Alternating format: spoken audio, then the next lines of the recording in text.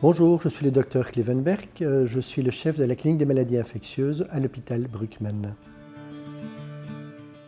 Donc il faut savoir que l'antibiotique est un bien personnel à utiliser pour le patient, mais c'est également un bien public. Chaque fois qu'on utilise un antibiotique, même à bon escient, nous créons des résistances microbiennes. Ces résistances microbiennes se transmettent d'un patient à l'autre et évoluent dans le temps. Avec l'évolution des résistances, l'OMS prévoit que 10 millions de gens vont décéder d'une infection résistante en 2050, plus que de cancer. À la vitesse à laquelle les firmes pharmaceutiques développent les nouveaux médicaments, nous serons bien en retard par rapport à l'évolution des résistances. Il faut donc préserver les antibiotiques. Pour cela, l'Antimicrobial Stewardship Programme a été développé pour l'utilisation rationnelle des antibiotiques.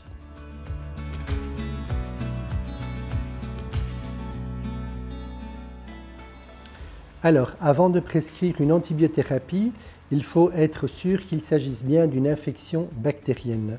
Parce qu'effectivement, le syndrome inflammatoire et même l'hyperleucocytose neutrophile peut être lié à d'autres pathologies que des infections bactériennes. Quand on voit des microbes aussi dans les expectorations, dans des urines, il faut se demander s'il s'agit d'une infection et non pas d'une colonisation ou tout simplement d'une contamination. On se basera pour décider cependant sur la neutrophilie, la CRP et peut-être la procalcitonine. Une fois qu'on a décidé de traiter, il faut se demander si le patient a besoin d'un traitement antibiotique urgent ou si on a le temps de faire d'autres explorations pour mieux pouvoir identifier la source, la localisation de cette infection. Avant de prescrire, il faut vérifier l'historique des antibiotiques. Est-ce que le patient a reçu des antibiotiques au préalable? Est-ce que le patient est allergique à certains antibiotiques et investiguer cette allergie parce que bien souvent ce sont des diarrhées ou des choses qui ne sont pas vraiment une allergie. Est-ce que le patient a été hospitalisé récemment dans les 3 derniers mois? Son statut immunologique, immunodépression, corticoïdes, tous les nouveaux traitements des biothérapies, etc. Les antécédents microbiologiques des 3 derniers mois. Le patient a-t-il voyagé récemment? Le patient a-t-il eu des opérations ou des interventions en ambulatoire, par exemple biopsie de prostate? Avant de prescrire, il faut s'assurer que les prélèvements microbiologiques adéquats ont été réalisés. Les hémocultures, éventuellement un SCBU, donc un examen microbiologique des urines si le patient présente des plaintes urinaires, une aspiration d'un pus, éventuellement une expectoration, un antigène légeaux, etc. Ensuite, le patient, dès qu'on lui donne les antibiotiques, reçoit-il le bon antibiotique à la bonne dose et via la bonne voie d'administration? Le bon dosage doit souvent tenir compte de la fonction rénale. La voie d'administration dépend des antibiotiques. Certains antibiotiques peuvent se donner d'emblée, comme les quinolones, la clindamycine, le fluconazole. Peut-on prescrire un spectre étroit? Donc, en fonction de l'hypothèse diagnostique, on peut le plus souvent tâcher de réduire au maximum le spectre antibiotique.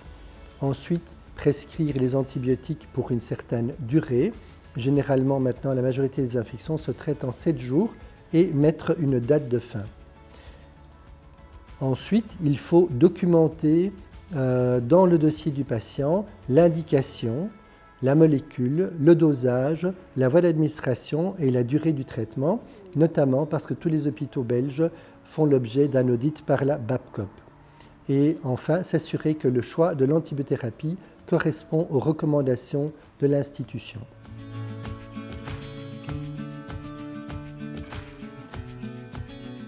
Donc, une fois qu'on a prescrit un traitement antibiotique, il faut réévaluer l'évolution de son patient 48 à 72 heures après le début, la première dose comptant comme le premier jour.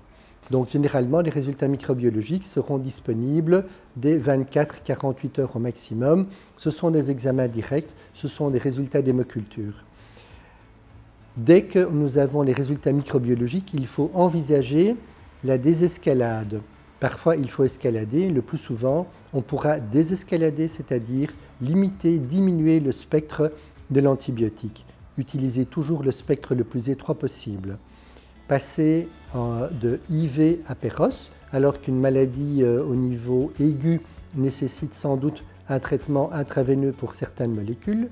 Pour toutes les molécules, après 72 heures, et dès que le patient va mieux, il est temps de passer par la bouche, ce qui limite non seulement le coût, mais également les risques pour le patient de phlébite périphérique et enfin améliore la qualité, le confort du patient à l'hôpital. Ce switch intraveineux péros doit être fait systématiquement.